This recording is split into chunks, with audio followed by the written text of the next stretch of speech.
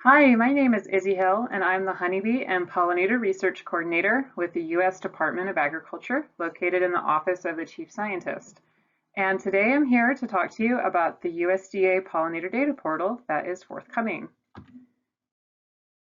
bit of background before we dive into the project. We at USDA have an annual pollinator priority report that we issue, which looks at different research priorities across multiple areas of study related to pollinator health. And no matter what the area of study, we do have an overarching objective that we've identified, which is the need to establish nationally coordinated data infrastructures and data management strategies.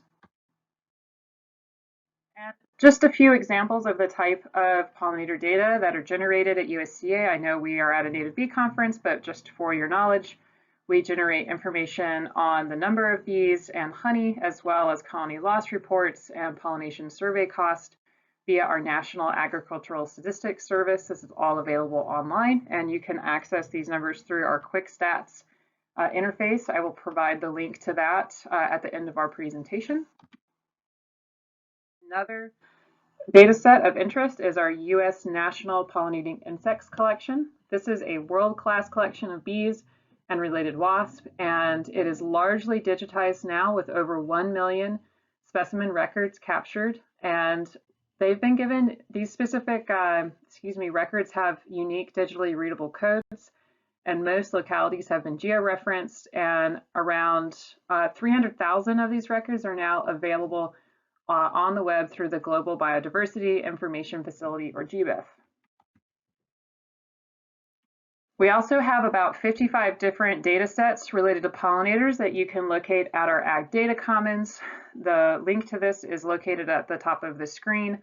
But with all of that said, we have data, rich data, in multiple parts of our agency that we want to pull together and make it as easily accessible as possible to researchers and also to the general public. So with that was the idea for a pollinator data portal. And the goals of this portal are first and foremost to make an open access data repository for a variety of pollinator data sets in the United States. Also, because there are so many other efforts that are going on simultaneously, we really want to avoid duplication with other efforts. And to do that, our hopes are to be pulling and providing data openly with application programming interfaces, or APIs, to the greatest extent possible. This data portal will have a geospatial focus, but it will also house tabular data. And one beautiful thing about the portal is that it will be very easy to download and upload information and data sets, and you can even do it by regionally specific areas, so you don't have to download more data than you need. We also are working on user-defined access rights to data sets, so there might be data, for example, that are for specific research groups, and so only those in the group can view it. And we are also doing quite a bit of work on making the most of our metadata so that we can really make sure that the data that we're generating at USDA and also partnering with other researchers is of the most utility possible. And finally, because we are doing this on Esri Online, it has functionality to allow for real-time spatial analyses with other data sets. So for example, we can look at pollinator data compared to plant ranges, climate, soils, digital elevation models, etc. So it'll be really fascinating for folks to be able to do some of those analyses and be able to download their results easily.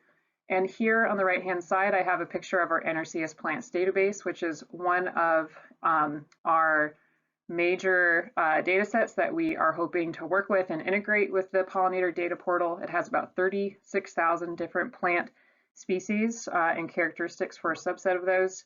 We are actively working on plant pollinator interactions information to be housed in plants, which again would feed back to the portal as well. So this is a straw man. I cannot guarantee that our pollinator portal will look like this in the end, and this of course would be quite specific to monitoring.